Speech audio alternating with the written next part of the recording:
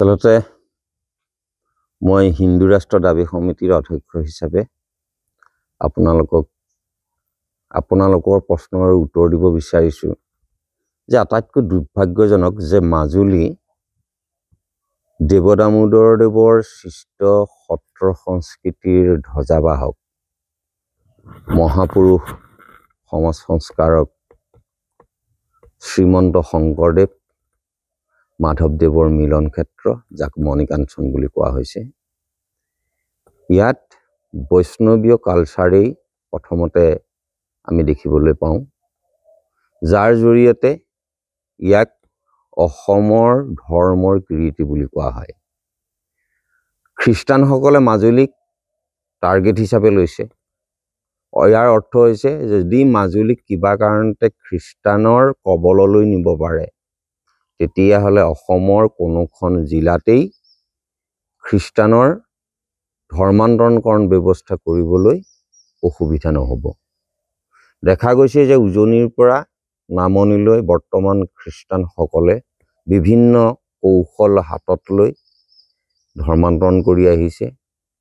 অৰ্থৰ বিনিময়ত, চিকিৎসাৰ বিনিময়ত, পশুপালন আদি জীৱিকাৰ আলম লৈ তেওঁলোকে বিভিন্ন স্থানত বিভিন্ন ধৰণৰ বিভিন্ন প্ৰক্ৰিয়াৰে ধৰ্মান্তৰণ কৰিছে। মাজুলীতো সেই একেই প্ৰক্ৰিয়া চলি আছে।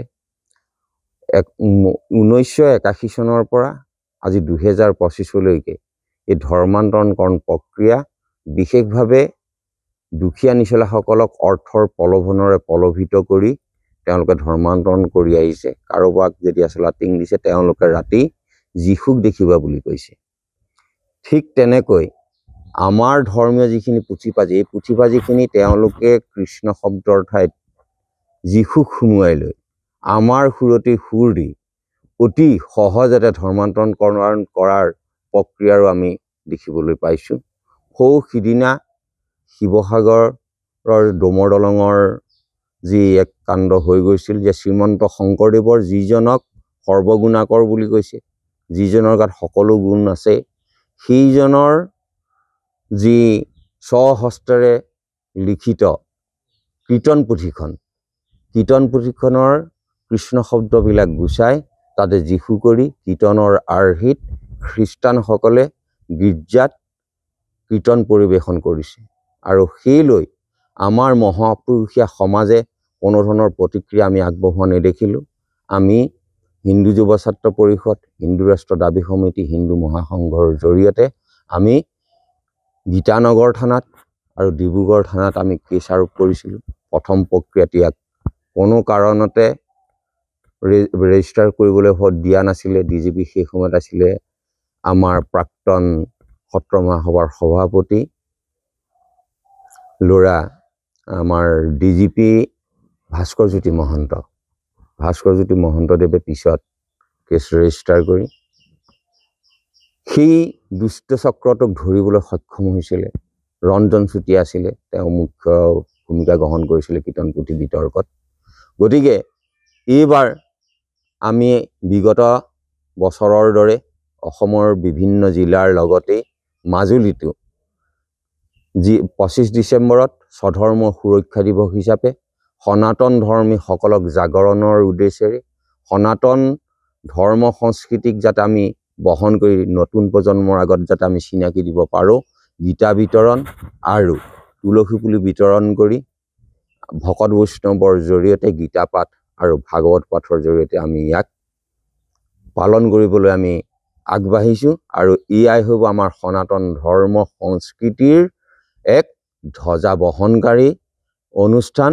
আৰু আমাৰ যি সংবিধানত আমি ধৰ্ম নিৰপেক্ষৰ কথা কৈ আহিছোঁ, আমি স্পষ্টভাৱে কওঁ, বিশেষকৈ মই কেতিয়াও ধৰ্ম নিৰপেক্ষ নহয়। মই সনাতন ধৰ্মী লোক।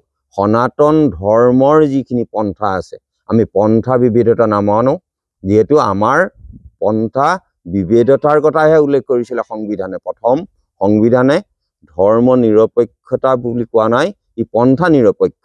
আমাৰ সনাতন ধৰ্মী পঞ্চগুৰুৰ আদৰ্শৰে আদৰ্শান্বিত অসমখনত যাতে আমি পন্থা নিৰপেক্ষ হৈ প্ৰতিজনেই হাতে হাত ধৰি যাতে আগুৱাই যাব পাৰোঁ, সনাতন ধৰ্মক আগুৱাই নিব পাৰোঁ, এয়া আমাৰ উদ্দেশ্য আৰু আমাৰ ইয়াক সফল কৰিবলৈ অসমৰ সকলো জিলাৰ লগতে বুদ্ধিজীৱীসকলকো আমি আহ্বান জনালোঁ।